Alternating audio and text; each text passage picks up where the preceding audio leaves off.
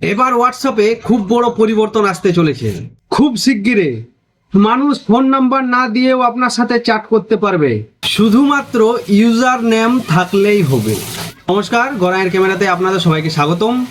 আজকের ভিডিওতে জানাবো হোয়াটসঅ্যাপের নতুন ইউজার নেম ফিচার সম্পর্কে।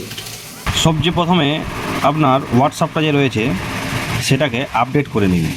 আপনি যদি আপডেট না করেন তাহলে কিন্তু আপনার নতুন ফিচার্সটি আসবে না। তো সবচেয়ে প্রথমে আপডেট করে নিন, তারপর হোয়াটসঅ্যাপটাকে ওপেন করুন। ওপেন করে এই যে 3 ডট রয়েছে, 3 ডটের ভিতরে যাবেন। 3 ডটের ভিতরে গিয়ে দেখুন নিচে সেটিংস রয়েছে, এই সেটিংসের ভিতরে যাবেন। তারপরে যে অ্যাকাউন্ট রয়েছে এই অ্যাকাউন্টের মধ্যে যাবেন। যখনই অ্যাকাউন্টের মধ্যে যাবেন দেখুন এই জিনিসটা আসবে। তো এখানে হোয়াটসঅ্যাপটা আপডেট করা নেই। এখানে যদি হোয়াটসঅ্যাপটা আপডেট করা থাকতো তাহলে এইখানে যে আছে না, এইখানে এসে যেত ইউজার নেম বলে।